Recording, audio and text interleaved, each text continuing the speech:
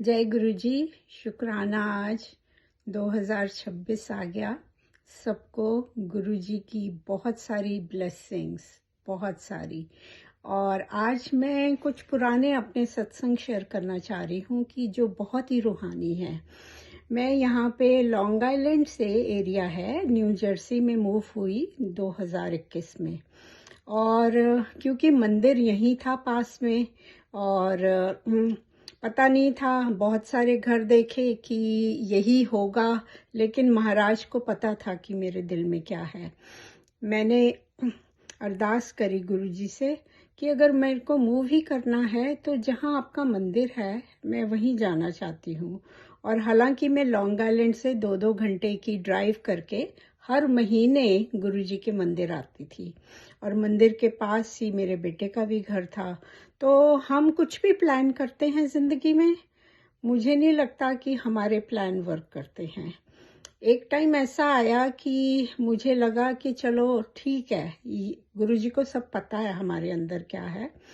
मैंने गुरुजी से कुछ मांगना भी छोड़ दिया था, और गुरुजी ने ऐसा घर दिलाया जो कि 5 मिनट उनके मंदिर से दूर था और 5 मिनट ही मेरे बेटे के घर से दूर था। सो ये मेरी कोई प्लानिंग या हमारा कोई कर्म नहीं हो सकता, गुरुजी की बख्शिश थी।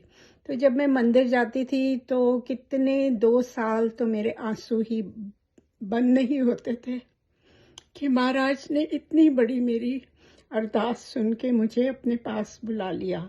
और हफ्ते में 3 दिन यहाँ पे इतना रूहानी वातावरण है हमारा न्यू जर्सी का कि ऐसे लगता है कि जैसे हम हवन कुंड में बैठे हैं। 2021 में जब मैं मूव कर रही थी तो मुझे एक रात को सपना आया कि मेरे घर के बाहर सप्त ऋषि खड़े हैं, छोटे छोटे, वाइट धोतियाँ पहनी हुई हैं और सर्कल में घूम रहे हैं। और क्योंकि अभी थोड़े दिन ही हुए थे, आसपास वालों को मैं ज़्यादा जानती भी नहीं थी, धीरे धीरे इस सपने का मुझे समझ में आई कि मेरे घर के आसपास 7 बच्चे बिल्कुल नज़दीक में उनके घर हैं। तो वो गुरुजी ने मुझे आंख बख्शी कि देखो, सबको ऐसी नज़र से देखो कि तुम उनके अंदर भी कुछ वाइब्रेशंस पैदा कर दो।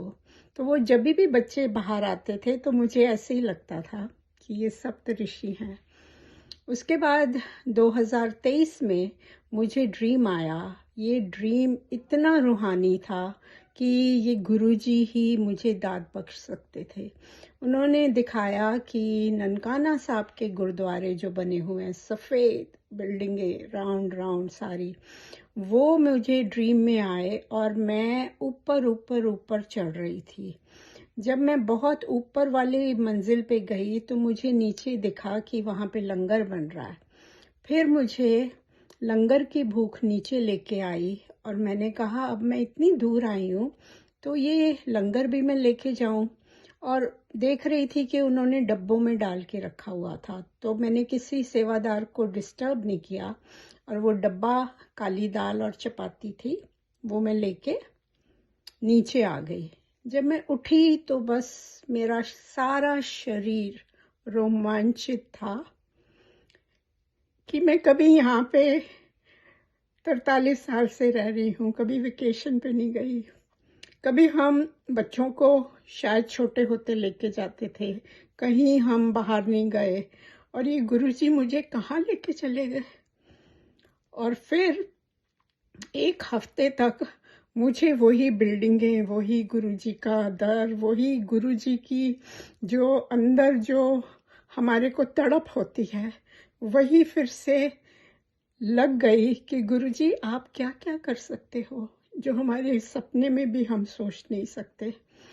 और उसके बाद क्या हुआ, उसके 2 हफ्ते में मैं सत्संग में गई और वहाँ पे लंगर था और एक आंटी ने मुझे काली दाल और चपातियाँ मेरे हाथ में देके कहा, आंटी ये आपको लेके जाना है। और बस मैं वहीं पे नतमस्तक गुरु जी के कि गुरु जी शुक्र है आपने हमारा हाथ थामा, हमको ये जो रूहानी एक्सपीरियंसेस दे रहे हो, यही हमको इस दुनिया से जब जाने लगेंगे यही हमें मदद करेंगे दुनिया में रहते दुनिया से परे। शुक्राना महाराज।